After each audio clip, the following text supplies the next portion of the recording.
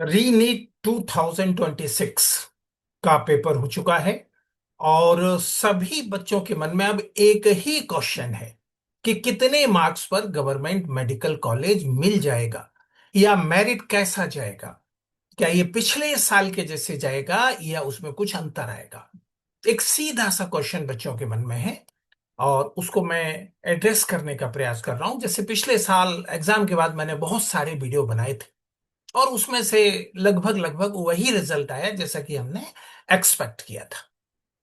तो बच्चों, मैं आपसे बात करना चाहूंगा कई सारे वीडियो के माध्यम से। मेरा अपना कैलकुलेशन है कितने नंबर पर गवर्नमेंट मेडिकल कॉलेज मिलना चाहिए और कहां पहुंचकर आपको एक अच्छी पोजीशन मिलना चाहिए, उसके बारे में मेरा अपना कैलकुलेशन है। तो उसको अब मैं यहां जिक्र करना चाहूंगा।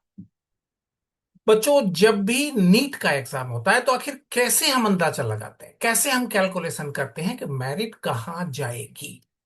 उसके बहुत सारे पैरामीटर, बहुत सारी चीजों को हम देखते हैं। बहुत सारे पैरामीटर हैं, बहुत सारी चीजों को हम समझने का प्रयास करते हैं, जानने का प्रयास करते हैं।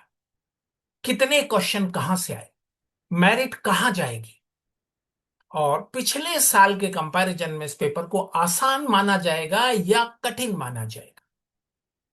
अब की बार जैसा क्वेश्चन पेपर है और जितना मैं सुन पा रहा हूं, फिजिक्स का paper one of toughest exam NEET का था। नीट का है, अभी जो हुआ है ReNEET, one of toughest exam.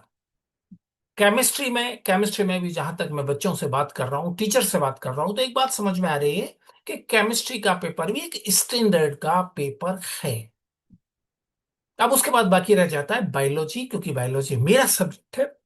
तो उसके बारे में हम डिस्कस करेंगे और बहुत सारी बातों को जानने का प्रयास करेंगे। So this is R K Shukla, ex faculty Allen Kota, as well as Aakash institute Janakpuri, New Delhi. तो आओ बच्चों, बात करते हैं इस बारे में।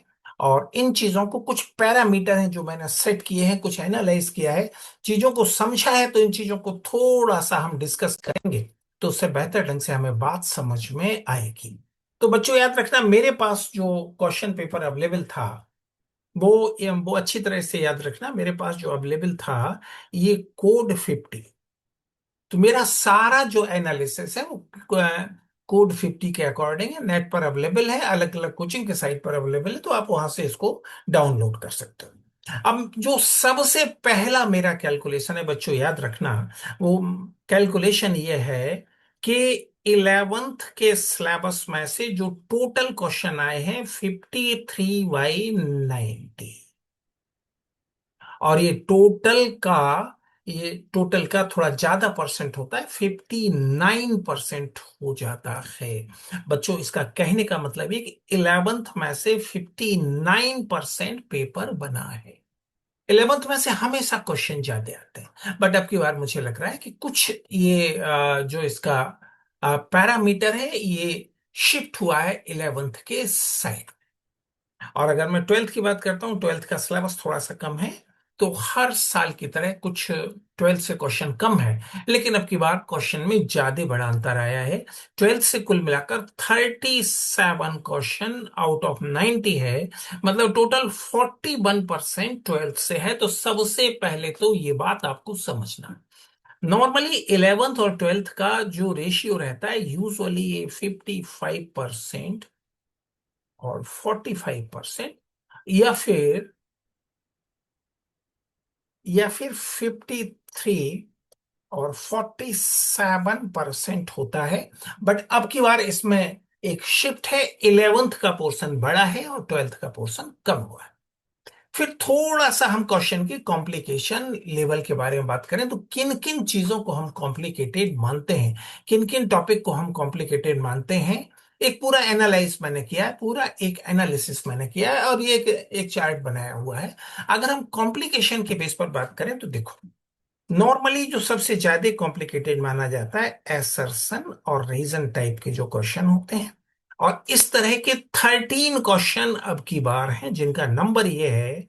और बच्चों याद रखना, कोड 50 की बात मैं कर रहा हूं। कोड 50 में आप देखेंगे तो ये जितना नंबर यहां पर दिया हुआ है, all these are assertion and reason question. अगर मल्टी ऑप्शन क्वेश्चन की हम बात करता हूं, ये क्वेश्चन आपके सामने होता है, फिर उसमें जो चार ऑप्शन हो, चार ऑप्शन होते हैं, उसमें पहले ऑप्शन में होता है ओनली ए एंड बी, दूसरे ऑप्शन में रहेगा बी सी डी, तीसरे ऑप्शन में रहेगा ए सी डी। इस तरह के जो क्वेश्चन आते हैं उनको मैं मल्टी ऑप्शन क्वेश्चन कहता हूं। तो ऐसे कुल मिलाकर 8 क्वेश्चन इस एग्जाम में है।